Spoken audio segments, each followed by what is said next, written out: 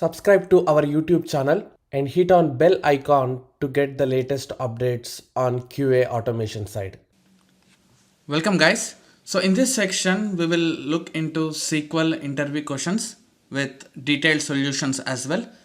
And this is nowhere related to QA field, but when you try to attend for QA automation interviews, people will also see your basic SQL knowledge, like whether you know how to query, and there are some principles which are commonly used for any database, right?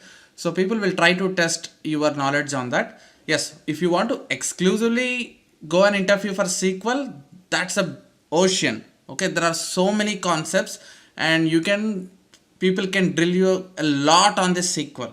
But for QA positions, so there are some set of commonly asked questions, like most of the time, because these are the topics where frequently every software engineer have to come across in their journey when they are dealing with SQL. So people will try to test at least if you have some basic knowledge or not, right? So keeping that in mind, I have gathered interview questions from various students whoever have attended interviews for QA automation. So I have figured out what are commonly asked questions, and then I prepared this list. So let's go over this list, and I'm sure that we will cover pretty much most of the important concepts what people expect in interview as part of this section, right? So first, let's start with DDL, DML and DCL. What these terminologies stands for. So DDL is nothing but data definition language. So basically DDL commands will dealing with database schemas like creating table or updating the table. Like when you want to create a table in database, of course any table have a columns, right? So you can add one column or delete a column or create a fresh table or delete a table itself. So all the schema, outer table related structure related commands comes under DDL commands, data definition. So if you see the picture here, so create command is used to create a table in database. Alter, so if you want to modify the columns or if you want to delete any columns of the table, see, not the content inside data, it's a structure. And if you want to delete the table itself, you use a drop. Or if you want to add a new column, or if you want to comment, so these are not related to content which is present inside the table, but it's more of like schema of that table and databases. Okay, so all these commands comes under DDL, which we call as a data definition language. Similarly, there is another terminology called DML. So this stands for data manipulation language. Now here where data content can be viewed. So if you want to know the content present in that table, the information of rows, so you use a select statement. Or if you want to insert a new row, a new content, right, inside the table, you use insert command, or update the existing content if you want to change any value and delete any value. So basically all these DML commands will help you to modify, delete or add or retrieve content present in the table. So DDL is like modifying structure of the table, like adding few columns or something like that. Okay, and DML is all about content. So you might be asked a question like select statement is DDL or DML. So what exactly definition is for all these terminologies, right? So you should be able to explain by taking some commands as examples, like which falls under what category, right? So all SQL commands will fall into one of these categories, right? And next is DCL. That stands for data control language. If you want to approve the data, okay, so when you add the data, you can commit the data or you can revoke what all you did. So all this data control stuff comes under DCL. So it mainly deals with giving permissions to users to access the table or granting the permission. So all permission, access and data revoke stuff as comes under data control. And next is a TCL. So this stands for transaction control language. and these are the commands comes under TCL. So if you want to commit any new transaction or roll back the transaction, so that what all operations you did can be rolled back. Okay, and see, there is a slight difference between DCL and TCL. Okay, not every user will have permission to access all the tables in database. So the permissions can be controlled with the help of DCL commands, grant and revoke. But this is something where you roll back the content what you modified in your table. Right now, for example, you add a new data and then you commit that transaction, and then you can roll back the transaction so that data what you added can be rolled back, right? And you can have some save point, debug points, and set transaction. All this stuff comes under transaction control language, right? So you have to remember this table, and whenever you get a question, this should pop up in your mind to answer where exactly your commands will go. Right, so that's pretty much about DDL, DML, DCL and TCL, which are 4 categories for any SQL command. Okay, next. So how can you filter the duplicate data while retrieving the records from the table? Right, so now for example, this is your table. Okay, so table name is library. So if you want to retrieve all the data in your table, you can just give the command select star from library. So this query will give you all the data present in your table. But if you see here, there is some duplicate values, Selenium Shetty and Selenium Shetty. So book name and author name have repeated multiple times. But if you want data to filter out the duplicate keywords and get only the unique values, now if you want something like this, then you use a keyword called distinct. So just add select distinct keyword. Okay, so that it will select only the unique rows and eliminate duplicates. Right, nice. So the question is straightforward. The keyword where people expect you to answer here is a distinct keyword, which filter duplicate. Good. This was interesting question. What is difference between char and varchar data types? So basically, when you create a new table, you follow some structure and provide data type to each and every column. Now here, so you have a table called name, branch code and employees. So employees can be integer data type and name branch code can be strings. But for string data types, there are a number of variations are there. So 2 of those variations are char and varchar, right? So when you create data type as char, now for example, if you create a name column, and obviously you should provide what data type name is, so that table will understand if it is a strings or integers or decimal values, whatever. If you define this name field as a char data type, so that means char is used to define fixed length of table, right? So you can say char of 5, so that it will allow only 5 characters in this column.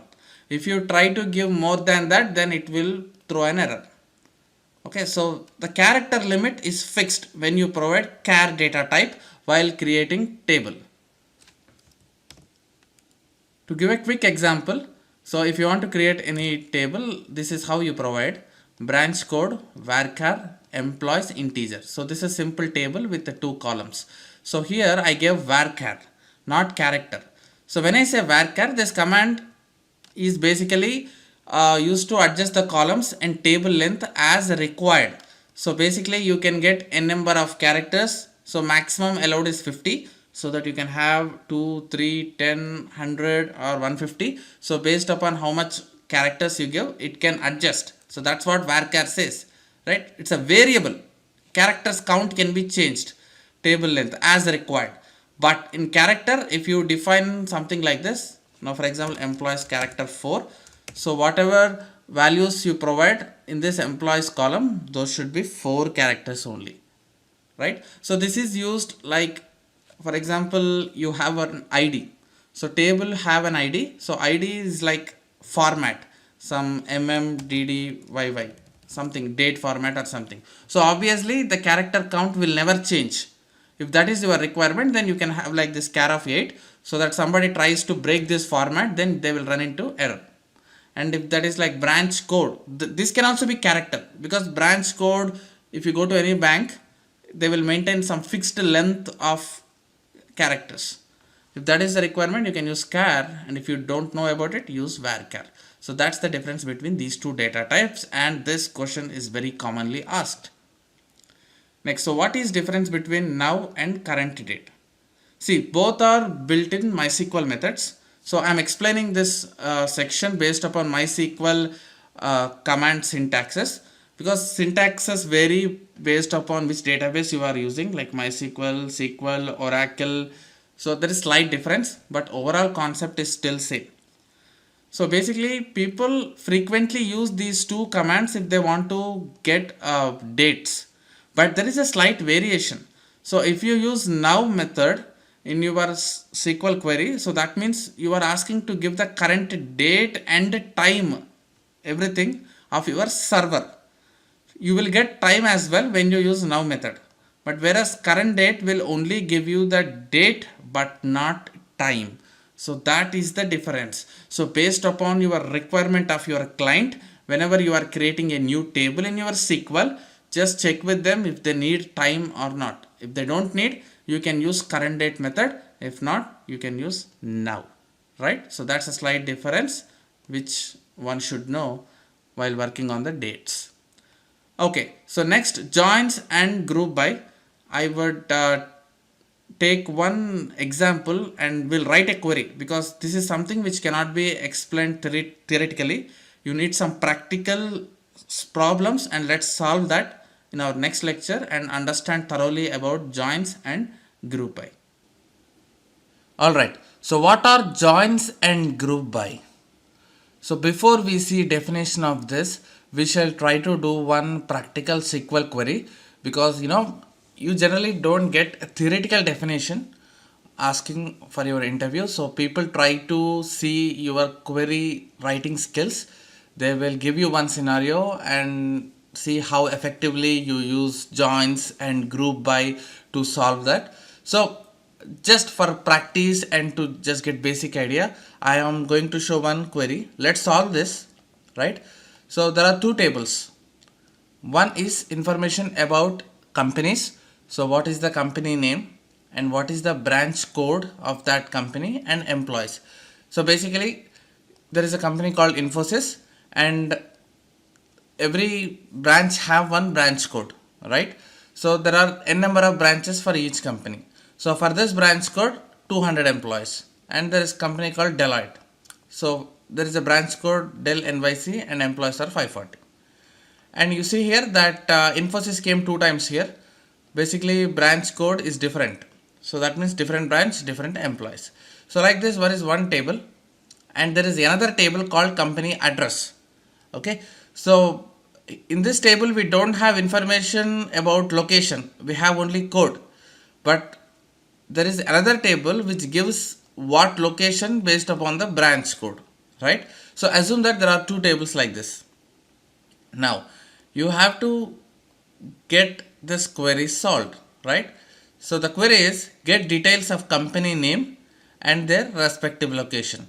So you have to give the company name from here and the location if the employee count is less than 150. So basically you have to see where employee count is less than 150. So it's in the case of Infosys London and Rahul Shetty Academy. So these two companies have employees less than 150, right? So you have to write a query that will retrieve the results of these two records, because these are less than 150, and also with the location name, right? So how do you get location name here? Location name is not present in this table. So this is present in another table. So how exactly you retrieve the employees less than 150 and give their correct location name? Okay. So one way the relation between these two tables is branch code, right? So how to find a location name? So Infosys London, right? For this branch code, you have to search here in London, matches, and this is the location. So this is what you have to extract and give. So how do you solve this? Okay, so this can be solved with the help of simple joins. So if you get a question like this, people will initially confused, because this seems little tricky that multiple conditions are there. But calm down, and whenever you see query something like this, 99% times there will be definitely joins involved, maybe groups also might be involved. So first of all, try to see how to merge these two tables into one single table, and then try to apply any condition like if employee count is less than 150 or not. Okay, so now I will write a joins query which will merge these two tables. I'll go back to SQL editor. So right now these two tables are already there in my database. You can see them. Select star from company. Right, so these are the details. Similarly, there is another table. Select star from, exactly how you are seeing here, same information is present in my database table. Perfect. So now I will write one join query to merge and join these two tables. Let's see. It's very simple. So I hope you have some basic knowledge about what is join. So in this lecture we will refresh our existing memory. Okay, because we are going through interview questions. Select. Now whatever you want to select columns, that's a secondary, but we have to join these two tables, right? So from company, give one reference to this company. So table reference as C, so that you can call the columns of this table with C. Join. What next? So company address, right? So we are clearly telling that join company with company address. Joining the two tables, and reference let's give as CA. Now we are saying to join, which is okay, but on what basis we have to join? We have to tell clearly that if the row branch code matches with the row branch code in company address, then merge these two tables. Something condition you have to tell, because SQL query can't merge it directly. Based upon condition what you give, on that basis only it will merge. So condition can be given with the help of on keyword. On, see, any column in company can be retrieved with the help of reference C, right? C dot branch code equals to company address, which is CA. This is from another table, CA dot branch code. Right. So we have clearly given information that just go and merge these two tables based on condition that whenever you see there is a match for branch code in this table to branch code in this table, right? So now GSFO matches with GSFO, so this will come in one record. Okay, so let's say select star, so that it will retrieve all the columns after merging these two tables. Right, you see that these two tables are merged into one single table now, and wherever the match is found, it just merged. So from this merge, you are interested to know the company name and their respective location. Okay, so we are not yet there of doing this condition. First let's merge properly. So get details of company name and the respective location, of course employees also if less than 150. So if that is any interviewer's requirement. So now let's get a company name. So company name is actually found in this table, right? So to give this row number, you can, and that is the reference with C. So you can say C dot name. Okay, so company name can be called with C dot name, so that if name column is also present in this table, it won't create misconflict, because you merged these two tables and assume that there is another name column in this table as well. Now when you say select name, which row it has to pick? Should it pick column of company table or company address? So that decides based upon how you call with a reference. So you are calling with a reference of C. which belongs to company. So company's name column will be retrieved. Next, we need location. Location is present in company address. Okay, so ca dot address. And you need employee count. Employee count is present in company's table. So c dot employees.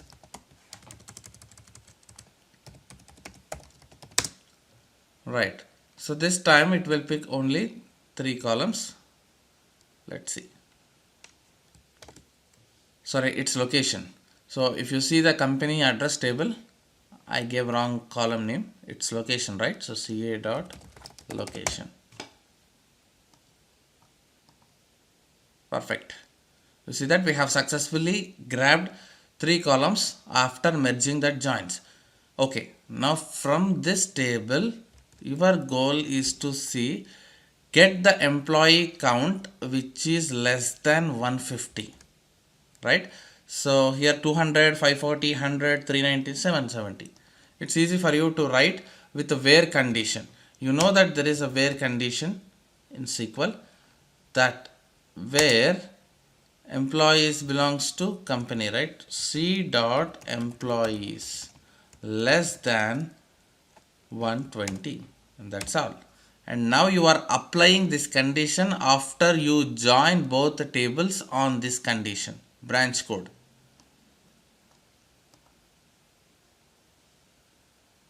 C dot, sorry, spelling mistake again. If you don't give right column name, then that will definitely throw an error. And here you go. So Infosys London 100. So this is the row written. Okay. So here this is the border condition. You are asking get me the employees less than 120. Okay. So this row is not picked because it's a 120. You are asking something give less than 120. And thus at that time you have to provide less than or equals to. So that you know Rahul Shetty Academy row also will be picked. So this is how you can write a condition in SQL query to retrieve the records. So when you read this statement, query statement, you will be little confused initially, but as I said, when you are given 2 tables by interviewer, that means definitely he is expecting to merge them. So think in that perspective and solve the problem, right?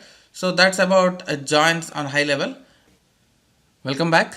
So now I want to quickly talk one more query on group by, because that's also one of the common interview question, like people try to see if you are able to apply filter with group by concept. Yeah, so let's do this one example as a quick brush up on this SQL group by case. So get the count of employees working in each location. So this time it's not related to company name. So we just need employees total count working in every location. Now in Hyderabad, so branch code is INHYD, right? So there are 2 branch codes actually have for Hyderabad location. So this is in HYD or SHYD, right? So you should get a count of Hyderabad called 320. This is interesting, right? So based upon branch codes, you have to get count. Again, it's very simple. The query looks little tricky, but ultimate goal is to join them and see how you can apply filters. That's all I can suggest, and let's do that in that way. So we already seen how to join these 2 tables in the last lecture. So first of all, I would run this query again. Select star. Right, so we got a table with merge conditions. So now we need location first. So ca dot location and employees. Employees present in first table, right? C dot employees. So as per our query, we just need only employees working in each location. So let's run this query again. Right. So this is an output, but this is our partial solve. We want to get the count of employees working in each location. Okay. So here there is only one location, New York 540, which is okay. London, Bangalore, San Francisco, everything is one location. So there is no concept of again summing up. But here there is one location called Hyderabad where there are multiple rows. So our goal is to sum these and write 320 here, because we just need count of each location, right? So if there is any survey doing like how many software engineers working in every location, so this is how you should get an output. So how to merge these two rows? Till now we have seen how to merge tables, right? You can merge two different rows with the help of group by. So group by is one concept. You can say group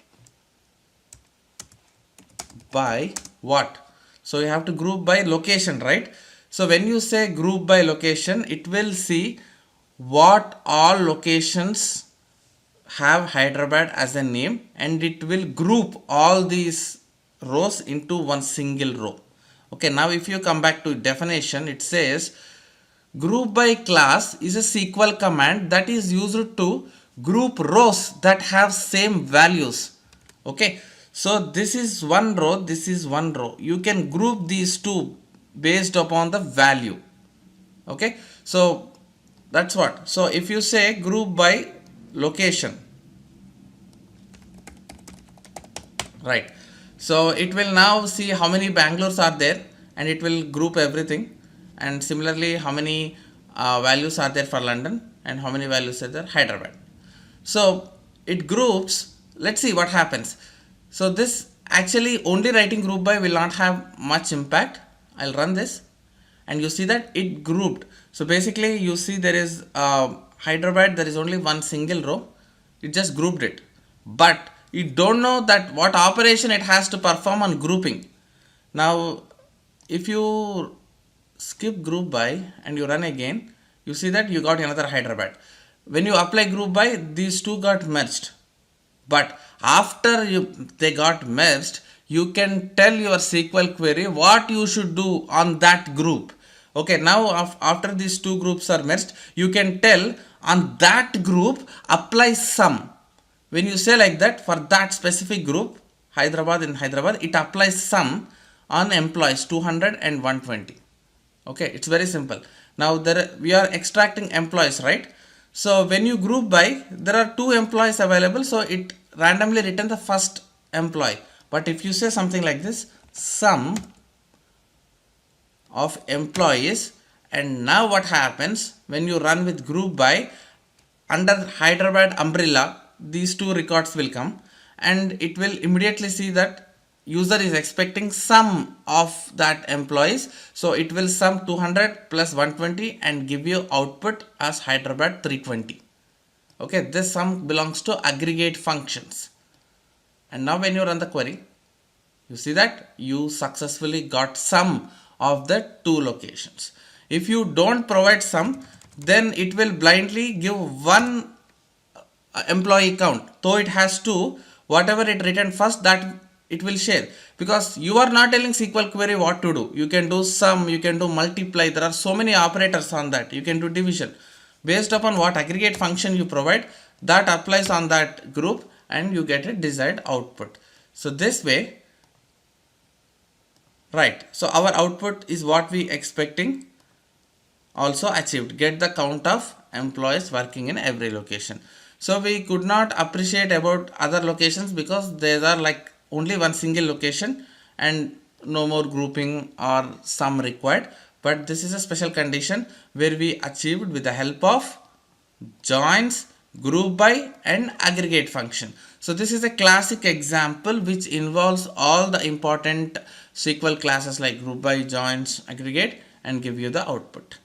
Okay, so this way interviewers will try to test your skills. Query will be very simple, but they will make sure it have all these operations so that they can test you how well you can effectively write group and joins, right? So that's pretty much about this question of joins and group by.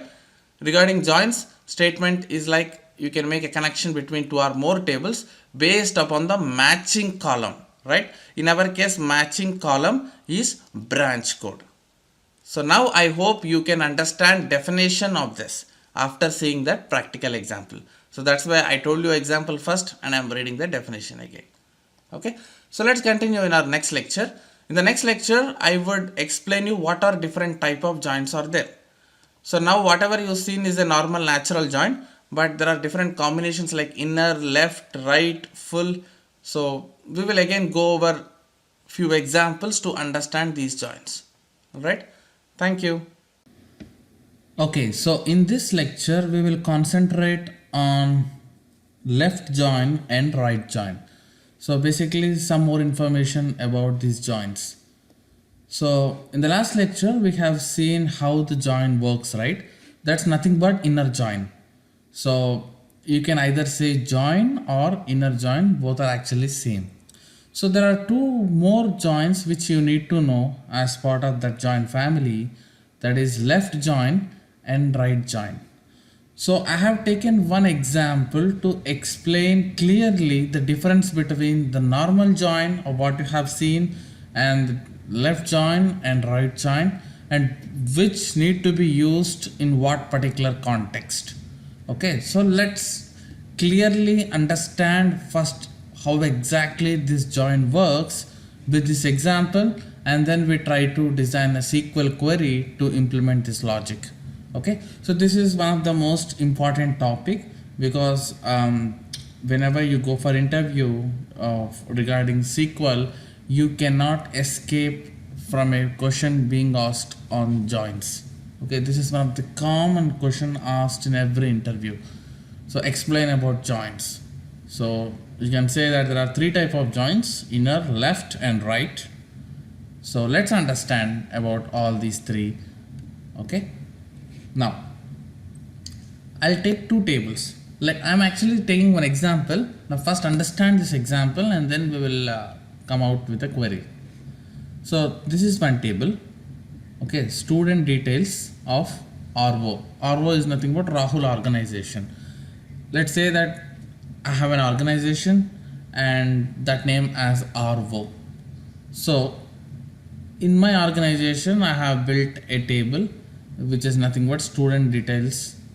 Okay, student details of RO, and this is the information present in that table. Okay, so it gives complete details of students like name of the student and ID of that student and the age and his gender and the location from where he is. Okay, so these are the different details present in my RO student details table. Okay, so let's assume that they have attended for a board exam which is conducted by the government, and results are also will be announced by the government only. Okay, so these guys have written an exam, and later whatever the respective board it is for that exam have announced the results. Okay, so basically when they announce results, they just give ID number of the student and the what grade he got passed in. Okay, so A grade, B grade and C grade, the total different 3 grades given to the user based upon his performance. Okay, just assume that. This is another table, this is given by the board. Okay, that exam board, these are the results. So they are not giving any student details and all, they just give, basically we say hall ticket number, right? By the hall ticket number we will get the result of the student. Similarly, this is the ID which is a mapping with here. Okay, so there is a candidate called Raghu in my student database and his ID is 4.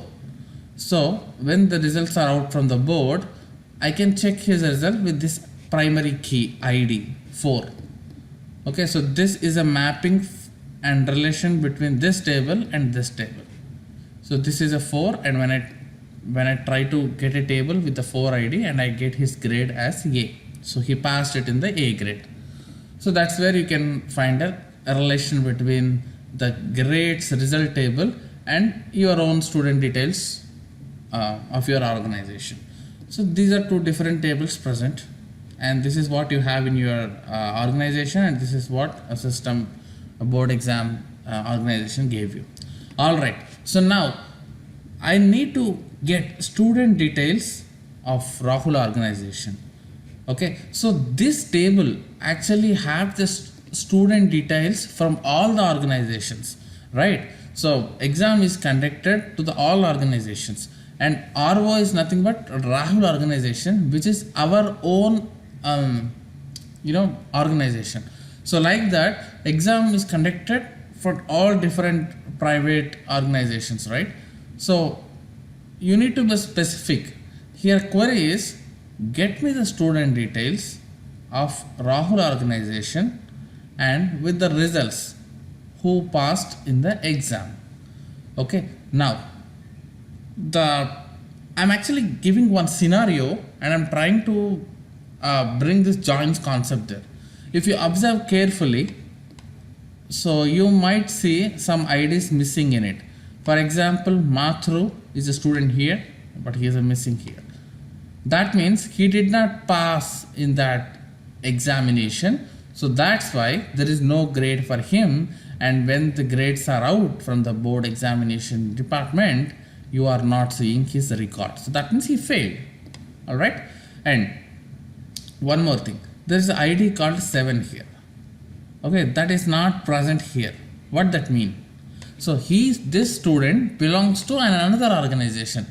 Okay, he is not a student of Rahul organization, but he just belongs to another organization, and he got passed from that school, whatever it is. Okay, so there is no guarantee that everything should match it here, because this is a table from all the organizations in the world, and he might be belongs to some other candidate.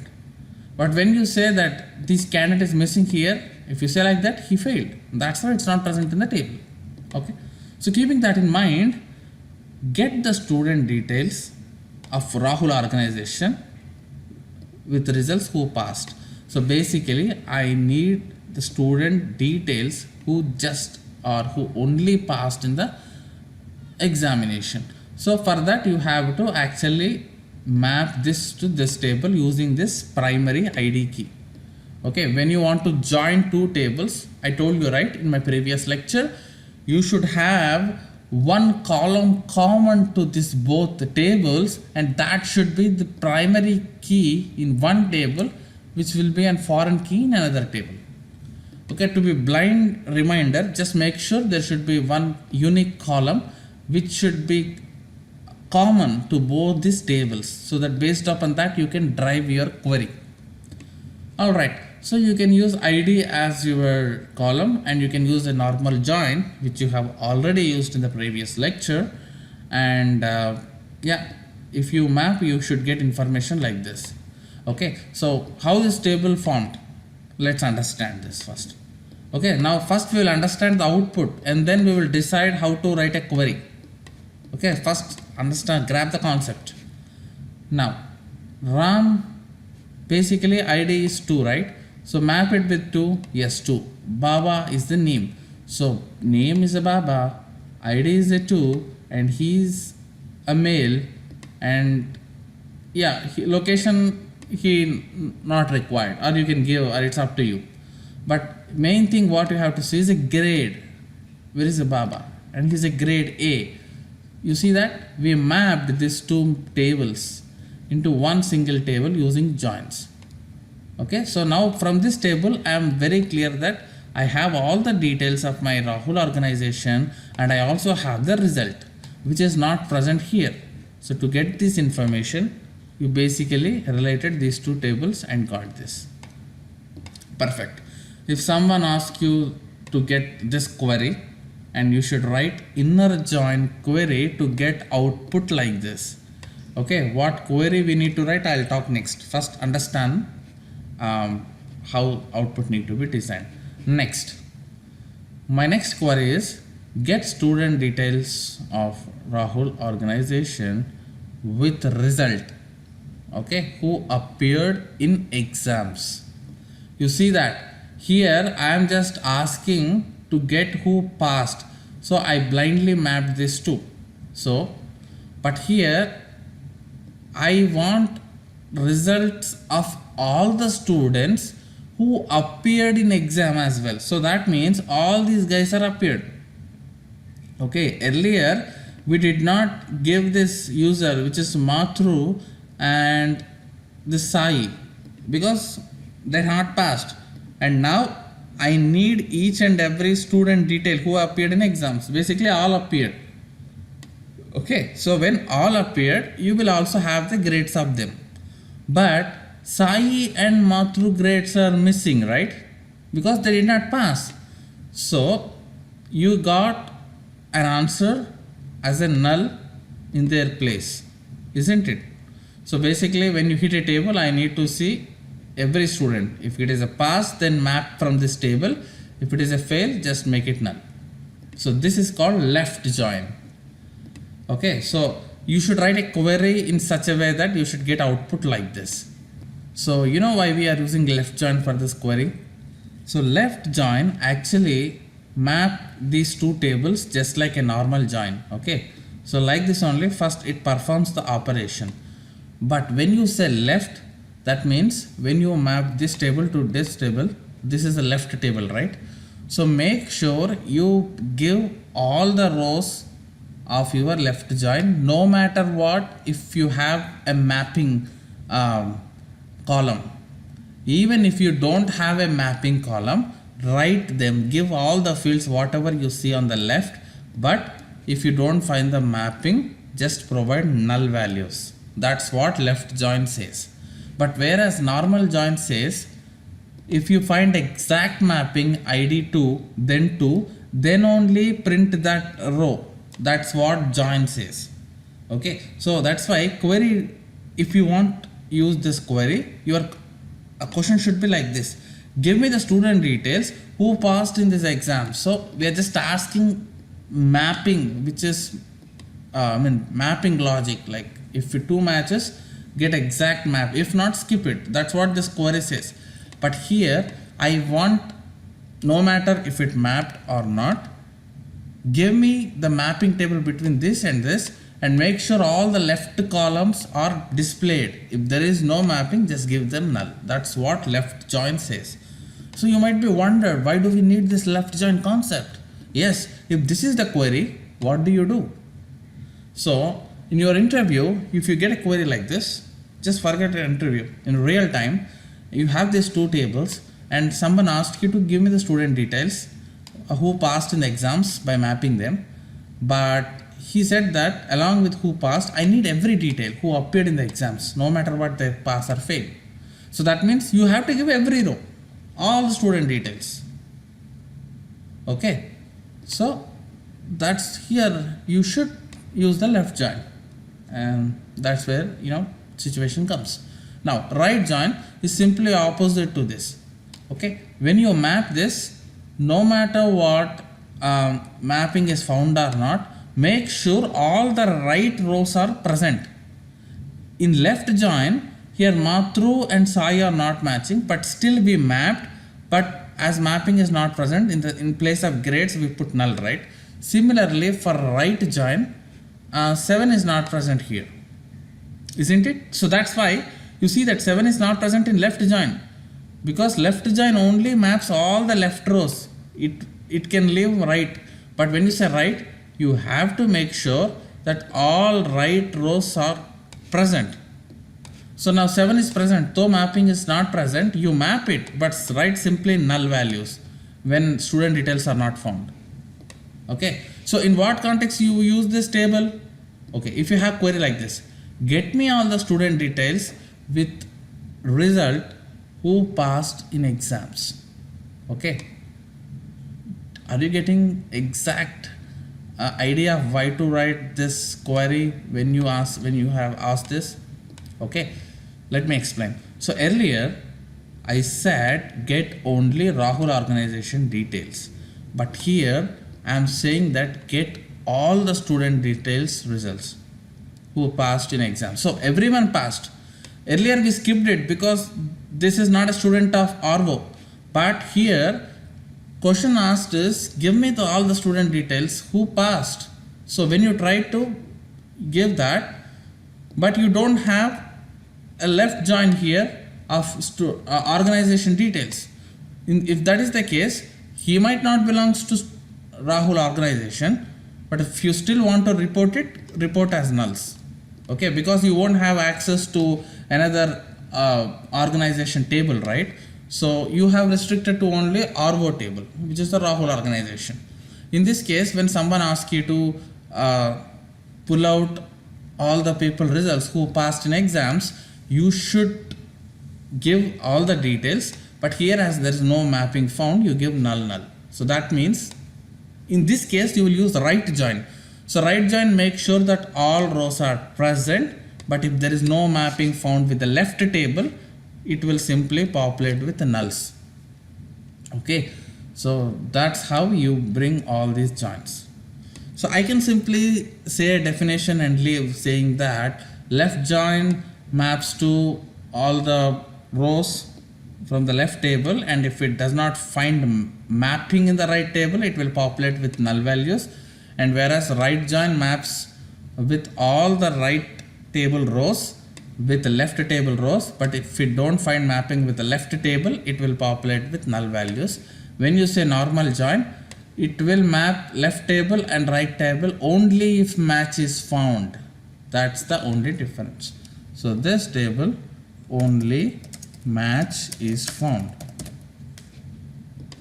and here return all left table rows and give null if no map found. Oops, let me, if no map found in right table. Actually, let's better write it down. Same thing, reverse. Right table rows. So basically, when I explained this concept in my previous batches, I used to get questions like why it is used, where it is used, do we really use this left and right? Okay, we use it. And now this is, if these are your queries, if you come across, let me know if you can write in another way apart from using left and right. Okay, so that you have to use this. So that's why, I have clearly explained by taking a real-time example. Cool. So now you know how the output to be displayed, but now our main challenge is to write a query to display this output. We understand theoretically from last 15 minutes, and now let's put a practical and write a query on this. Okay, that's very simple. Let me go back to my workbench, and you see that this table name is student basically, and I have already pre-populated and created this table. Okay, I just don't want to again waste a time by creating table. So this is the table what I am talking about, student table, and this is a grades table. Okay, cool. Now if you want to just get a join these two tables with normal join or inner join, it's up to you how you call it. You can write select, you want name, ID, gender, age, grade, right? Name, ID, or you can use I need everything. Make sure you have give correct details. Yeah, ID, age, or let's give star so it displays everything. Select star from student and I'll take that table reference as S. Okay, inner join, or use a normal join just like what you have used in the previous lecture, both written same, and with grades G. Okay, on. So basically, on what basis you are comparing these two tables, you have to give this. So I am comparing this based upon ID, right? Okay, you have to give that. Then only this SQL can understand how to merge this table into one single table. So basically I am saying that I am using student S join with grades G on s dot id equals to, and same, g dot id. Perfect. So instead of star, now I can start defining this. I need from s table, as s is reference, s dot, you can use name,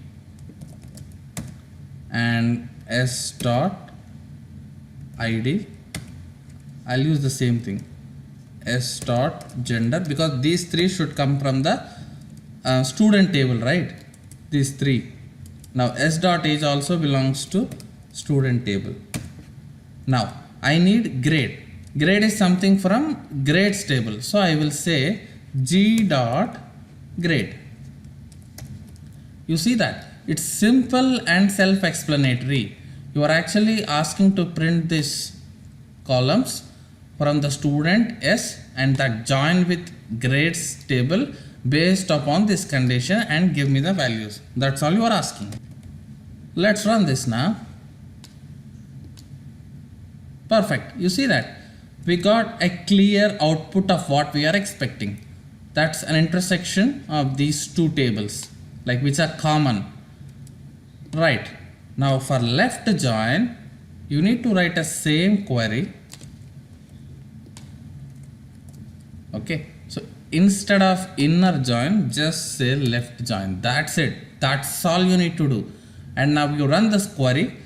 When you run this, it will make sure all the rows of this table are present, and then it's try to map. When mapping is not found, inner join does not show that. Left join will show, but it will just give null values on the right side. Okay, so let's run this and see. You see that all the rows of left are mandatorily present. When mapping is not found, you use null, and you have to use this when you come across a situation where people ask you to map two tables, but somehow they want details of first table, all the details of first table, no matter what mapping is found or not. Just like this, they just want student details of Rahul organization who appeared in the exam. Okay, it's not who passed. Here I'm asking only who passed. Here I want everyone result. When a Matru result is not present, you will show as a null. Cool. And same thing as right join.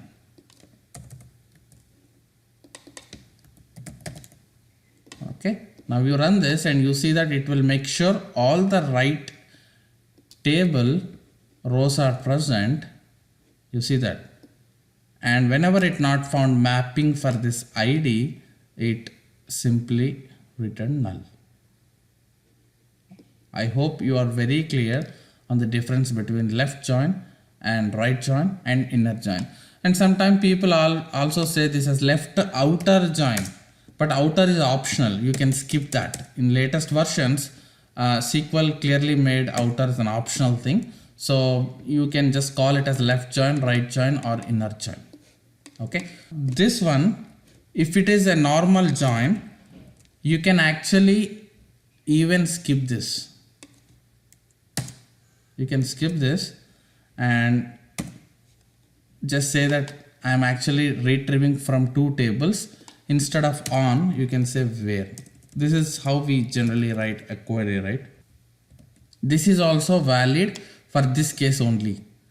Okay, if it is a normal join, you need not say inner join and on. You can simply say that grab all these from these two tables and make sure you map like this. And this also returns a same result as inner join.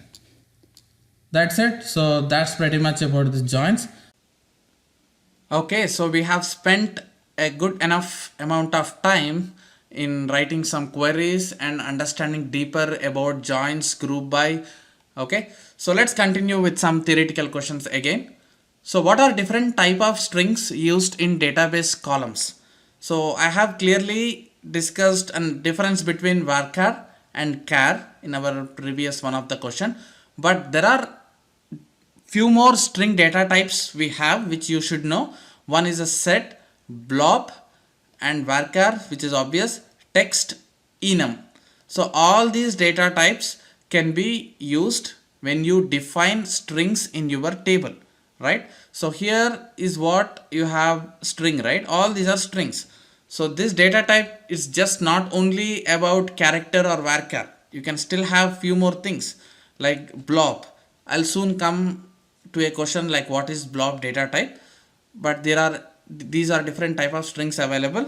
I would request you to Google and see what exactly difference between each and every string and where to use, because I can give you some direction like this, like these are different type of strings, and you should do some homework from your side to explore more on this, because this interview sections is all like assuming that you have knowledge and you are going through this video for brushing up your skills, right? So that's why to some extent I will push you to show up the things, and please research further to understand what exactly each column does.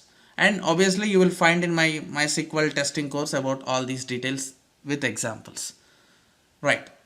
So how can you change the name of any table?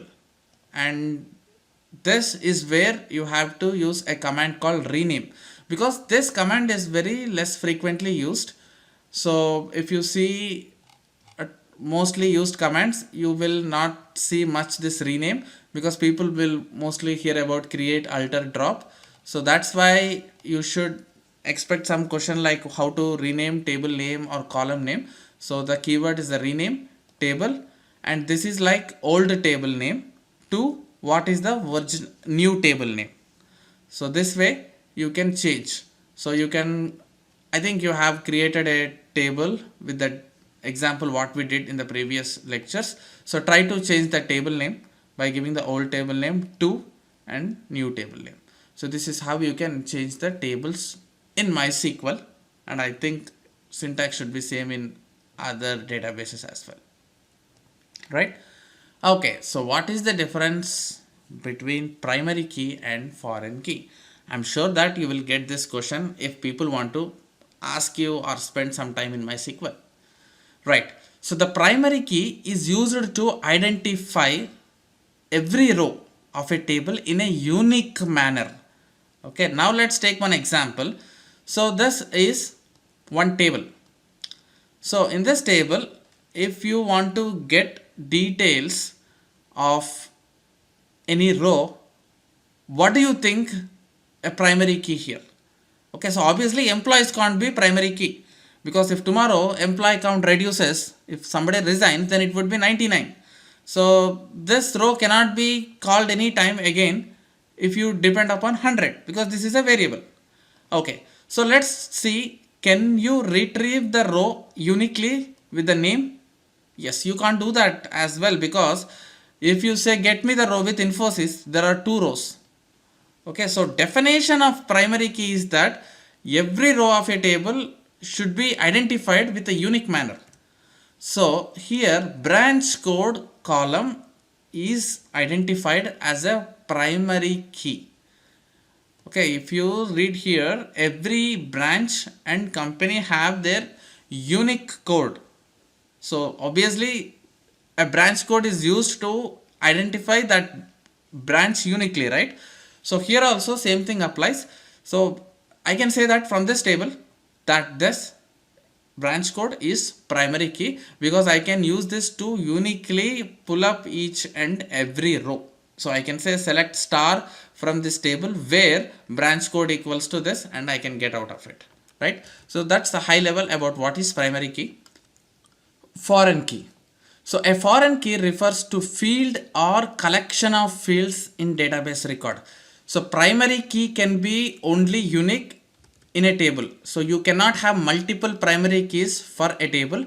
So in this example, we have only branch code column as primary key. But whereas a foreign key can be one or multiple in a table. Okay. And this foreign key in a database record that uniquely identifies a field of another database record in some other table. Let me explain you. So definition looks little tricky, but if I explain in layman terms, you will understand this. Now assume that there are two tables here. So in this table, this is primary key. And if you see this table, you can simply guess that primary key here is a name, because location have duplicate values. So somehow we decided that name is a primary key which identifies the columns uniquely. So the name column is present here also. So if you try to merge these tables, or if you join them, or even if you don't join them, you can refer this column to this table. Okay, so here we call this as a foreign key because the word itself says foreign. That means this is a primary key in some other table. Okay, so now here it is a primary key, right, this row, but in another table you can refer that this is linked to the primary key of another table, as it is coming from another table, another world, that's a foreign. So you can say that this field is a foreign key and this is a primary key for this table. Okay, in simple terms, it establishes a link between records in two different tables. So if it provides a link like this, if you try to update any row, then it will force you to update here as well, because you established a connection by telling I am a foreign key, so I am linked to the primary key of another table, right? Meaning a foreign key defined in a table refers to primary key of some other table. And foreign key can accept null values here, but whereas primary key cannot accept null values. Okay, if you want again a practical example to see how that establishes link between records, I would recommend you to see any of my YouTube video or check out my SQL course. But no one will ask you like get a link, form a link, and do that solution. So they just want to know if you know the difference between primary key and foreign key, and they would like check what exactly difference is and how would you explain them. Okay, so in simple terms, do remember that a key can be a primary key for another table but becomes foreign key in your current table. Okay, so that's the difference between these two keys. And when do we use like operator in SQL? So basically this operator is used if you want to use a regular expression and filter the results based upon some patterns. So there are two wildcards which are very famous and widely used with the help of this like operator. One is percentile and another one is underscore, right? So percentile is like it represents 0, 1 or a number of characters. Now I will quickly show one example. Right, so select star from storage to, there is one table in my database, so this returns all these records. Now if I want to get the records with a book name which starts with Appium, then I can say where book name equals to Appium.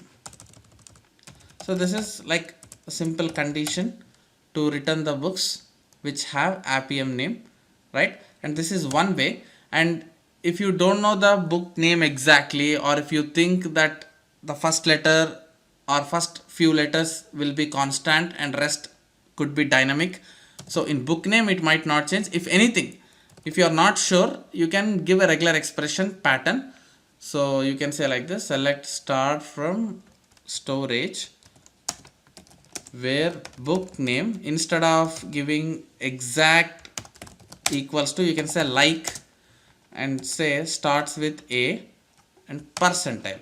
So when you give percentile, so that means after this letter A match, if you have any n number of characters, doesn't matter, give me the results. So that first letter should be A is what we are telling. Rest can be anything. It could be one letter or two letter or three letters. Again, when you run this, it will give you the same result. You see that? Because it matched only first character and the rest is like percentile, the regular expression. If you want to use that, you have to mention with like operator. Similarly, there is another word called underscore. It represents a single character.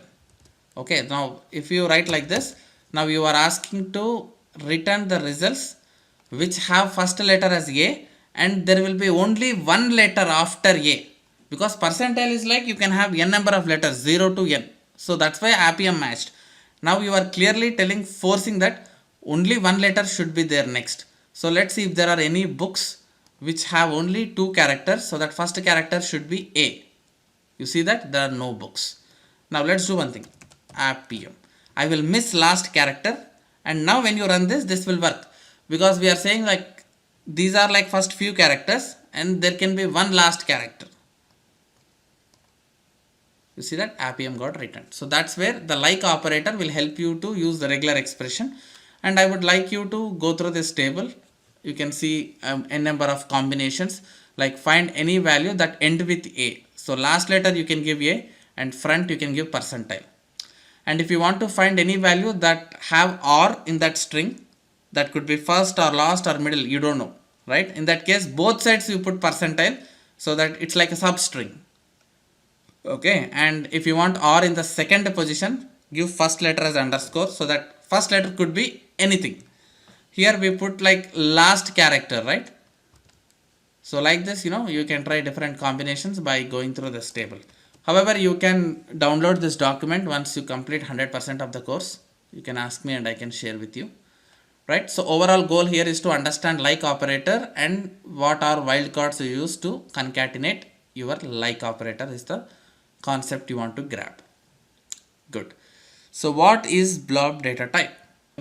So this is also one of the special data type if you want to store the data in your tables. So you have seen a data type of strings like varchar, char and integers. So similarly, there is one data type to store huge amount of data or binary data. Like if you want to store photos, like there is a student database where they give ID, name, address and also photo of the student. So they give that in binary format. So all those large object binary related JPG formats, everything we store in tables using blob data type. Okay, so this is also one of the famous interview question. You can tell that blob can be used when there is concept of binary objects holding huge amount of data. Like if the data is 2 MB, 3 MB, then you will use this data type to store the value of that column. Okay, right. Next, how can you retrieve the data in sorted order from the table? So you want the data in sorted order. So let me show you one example how you do a sorted with the order by class. So right. So let me take the same example of the storage table. So right now when you query, so this is how you get the order. So if you want to get these sorted in either ascending or descending, then you should give order by. So how you want to sort, based upon which column you want to sort. Let's say you want to sort with book name column. Okay, if you want to sort in ascending order, then give ascending, and if you want to sort by descending order, then give descending. Right? So now when you run this query, so this will be shown in descending order sort. So book name Appium will show in the last, because we are doing now descending order on that column. And you see how the book names are sorted. Now it is reversed. So if you give ascending, or if you don't give any name, then by default it sorts in the ascending order. Okay, you have to explicitly mention to give descending. So this is how you use order by clause on any column name. So idea here is to ask that how do you sort, and order by class should be your solution. Next, what is a view? Again, this is one interesting question. A view is a virtual table. So this is not a real table, but this is a virtual table, and this table also contains rows and columns just like a real table. But the fields in this table, in the view, are from one or more real tables. Confusing, right? Again, let me explain with one example. So this is one table. Select star from storage to, these are the books. Now if you want to customize this table where order by book name, or you can say, let me use the same. Okay, where book name equals starts with S, right? What happens if I give like this?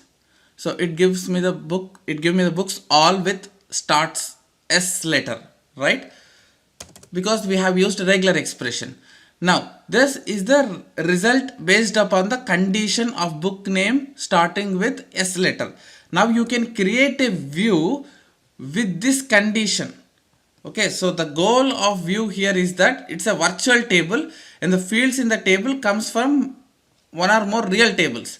Now let me create a view for this so that you will get clear picture.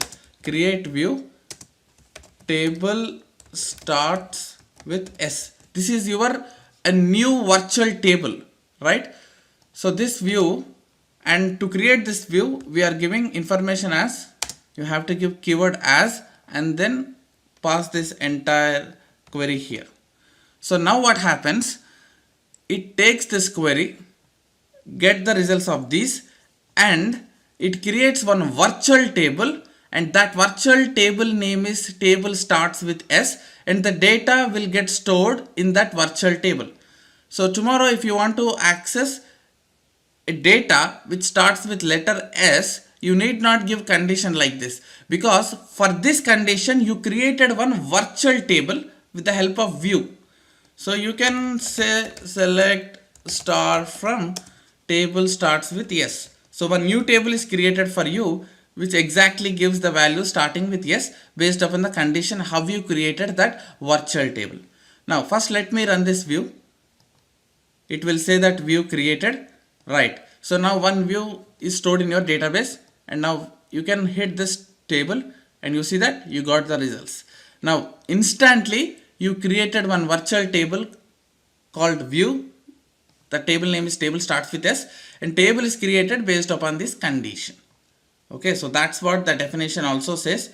Like, it's a table contains rows and columns, but these comes from real table. So based upon the condition what you have, you create a view and then you can use it to get the result, so that you need not call this condition every time. Call it once with a view and use it whenever you want in your application. Okay, so that's about views, and I hope you can explain with that example like what is the real-time usage of it, right? So how can you retrieve particular number of records from the table? So when I say particular number, now this is a table and it returned me 4 results, right? So if I want only 2 results, top 2 results, then there is a keyword called a limit. Limit keyword will help you to retrieve the results based upon how many you need. If you give 2, then it will give me only top 2 results. You see that it just returned me top 2. So it depends upon how many numbers of results you need. So basically people might pick one record from top and they blindly go with this limit keyword, right? So goal here is to tell that you can limit the number of records you can retrieve using the limit class available in MySQL. Okay, nice. Next, so what is the difference between group by and having clause in SQL? So in the last few lectures I have explained how to handle group by with some practical examples, right? Okay, so I think the question is wrong here. It's a where. I'm sorry. Yeah, so this is tricky. So where and having clause looks more similar, but there is a thin line of difference. So that difference you will understand only when you know about group by class. So that's why I have taken one example earlier to explain query with practical example like what are groups and joins, right? Now let me recall that example again to show where exactly the difference comes. So here if you apply where, right, now let me take this. So you have given a join operation, right? Now on this join operation you can apply where so that you can limit the results. Now for example, let me run this join query again. This give me the details of name, allocation and employee. Now if you want to get the employee count less than 120, then you can use where condition that get me the employees who's less than 120, so that Infosys and Rahul Shetty Academy will be skipped. Okay, you get those two results because you are asking only those two, right? So where is applied before you start actually applying group by. Okay, so after you apply group by, if you want to filter results further, then you have to use column called having. Now, so you applied group by here and these are the results, right? Now if you want to get the results where sum of employees less than 120, now you cannot use a where here because you get syntax error. So after you apply group by for your table, and if you want to filter results as I told after group by, then you should use having clause. Okay, having the sum of, what is the column name? C dot employees less than equals to 120. Okay, now I hope you understood the difference. So having should be used with conjunction of when you use group by. So both where and having will help you to filter the rows based upon the condition. So where can be used if there is no group by concept, like normal join operation or any SQL query, you can use it. And this cannot be used after you filter the records with group by. So that is the main difference you have to understand. And that's also tell same thing in this para, that group by class having is used to exclude records or filter records after grouping, and where is used before grouping. So do remember this difference, right? So there are different aggregate functions available. So we have discussed one aggregate function called sum. Similarly, just like how you have summed up employees, you can get average count of employees or what is the number of count of employees as well. See, there is difference between sum and count. Okay, so let me show you the difference. Now I will remove this having by. Okay, or I'll write in another table. So we have already seen how to sum the employees. Now if you say count, then it will say how many columns of employees are there. You see that Hyderabad have two different employees. Okay, so when I say two different, now this is a general operation, right? So employees Hyderabad 1 and again Hyderabad 1. So count, it just counts how many number of columns are there, 1, 2, right? So that's why output will be 2. If you say sum, then you will get 200 plus 120, 320. If you say average, then you will get 200 plus 120 divided by 2. 320 by 2 will be your average. You see that average is 160.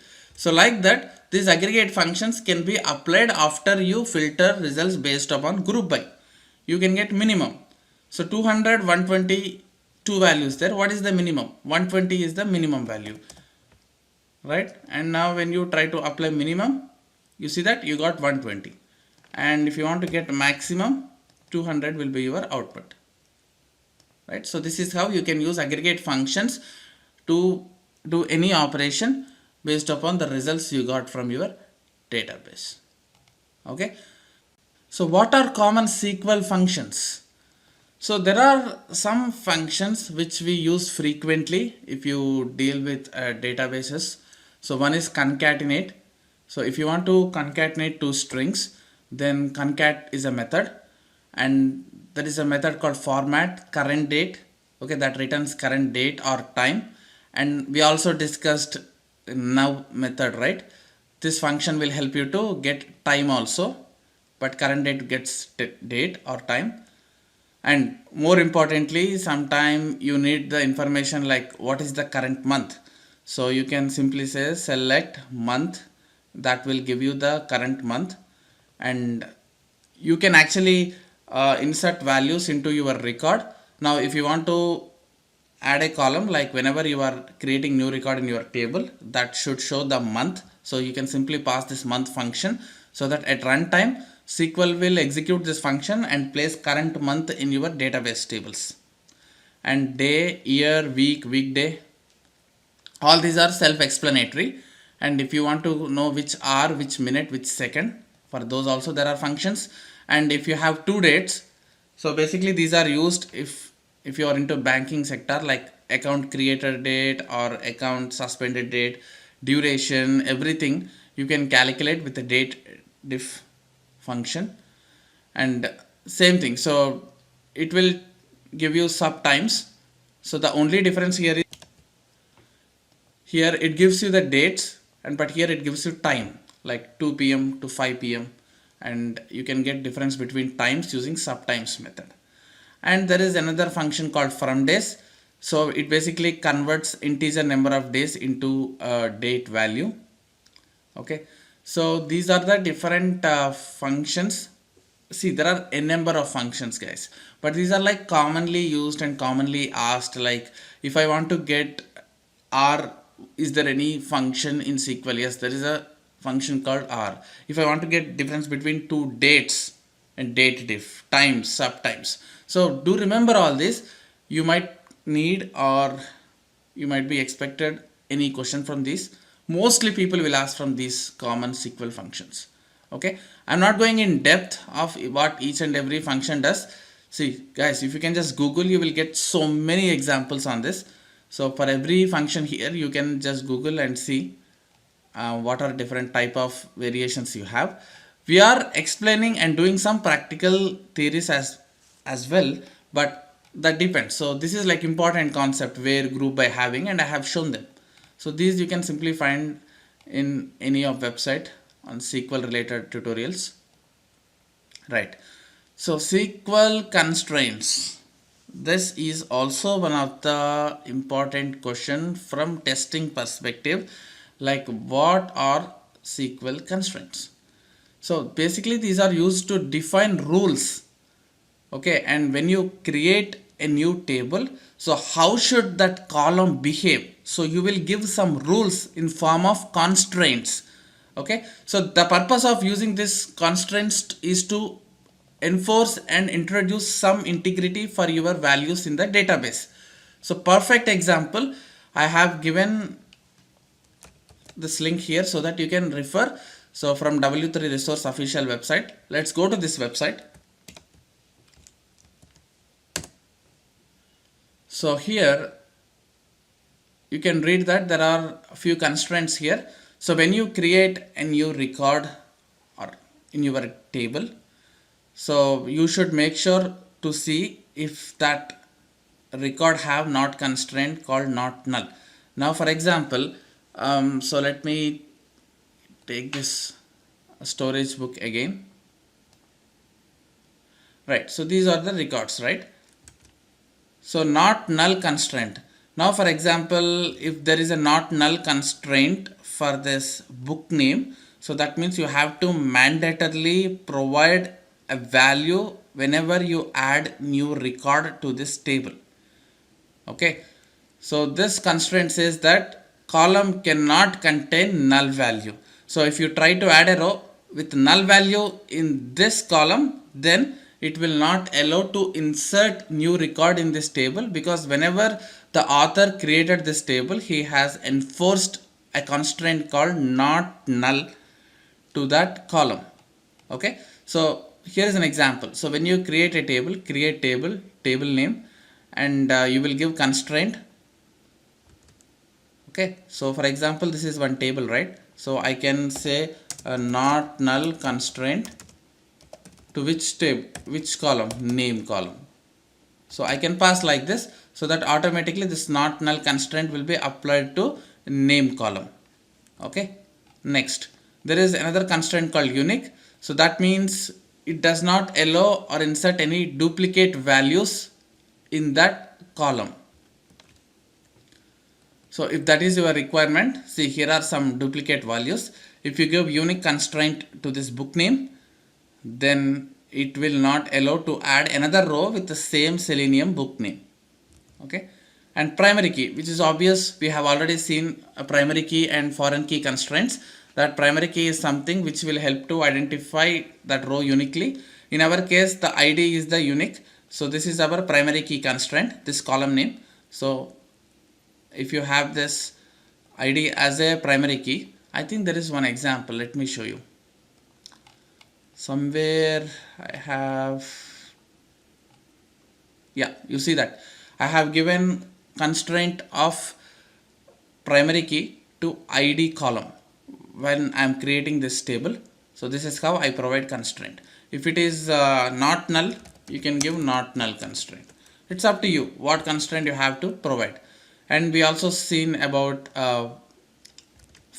foreign key, that it will help to link between this table and another table, and in that another table, that is a primary key, but in our current table it is referred as a foreign key, right? So check. So this constraint is special, that you can have some valid logic here. So you can read the definition, that the check constraint determines whether the value is valid or not from a logical expression. So that means you can put some condition that IL number should be greater than 400, something like this. Okay, so you can write check and if IL greater than 400. So when you write constraint like this, so whenever you add a new row again, if you add any row with IL number less than 400, then your check constraint will not allow. That will throw an error, so that you cannot insert a new record which have less than 400. If you have something like check constraint, right? So this is useful when you have some requirement and if you forcing some rules to add any data based upon some conditions. Okay, and last one is the default constraint. So if you mention this as a default, then if any user don't add a value for it, so let's assume that you are adding this row but you don't have author name, so it will by default gives Rahul Shetty. If you put default, use this name. Okay, so whenever it's a null, it puts your default value, right? So that's where default constraint tells you. So whatever you set as a default while creating table, here you can say default, whatever you define here, that will be placed if you don't provide any value. So these are different constraints available, and this will help you to set and enforce some integrity rules for your database. Okay, I request you to remember this, so that if someone asks you like what are different SQL constraints, you should be able to tell all of them and explain the purpose of these constraints as well. So this is the best link. You can visit this link and go through all these descriptions so that you can get some picture on this. Okay, let's go back. So what is default table, right? So we just saw that current date is one function which will help us to retrieve the date, but from which table? So whenever you write select star from table, database goal is to get the data from table, but here current date is one function, right? So how does that play role? So that means, so all your SQL functions can be called from a table called dual. So this dual is one special row and which have one column. So basically that's a default database. So all SQL functions it supports. When you say select current date from dual, this will give you the date from your database. Okay, so this dual is nothing but one row, one column. Based upon what function you give, this function output will be generated in this simple single row, single column. For that, we use a dual, which is a default database, right? Now, we have also seen one function called concat, which concat two strings, right? Now, if you want to use that SQL function, concat hello world. So when you run this query, you see that hello world are concatenated and gave you the output as hello world. So these are the functions you can execute. For that you will not have any table, right? So by default every Oracle database support one default data table called dual, and you can use from dual and call these functions. This is very important question, guys. So you have to remember that this default table will help you to call all SQL functions. Alright guys, so that's about top SQL interview questions which are frequently asked in QA automation interviews. So we have gone through all miscellaneous and tricky concepts, and we have done some examples, lab examples as well, with the help of joins, group by, having, like operator, order by, limit. So these will help you to answer most of the questions in SQL, and I would recommend you to continue practice these queries so that you get a better confidence before you attend interview. Alright, see you in the next section with one more new module. Thank you.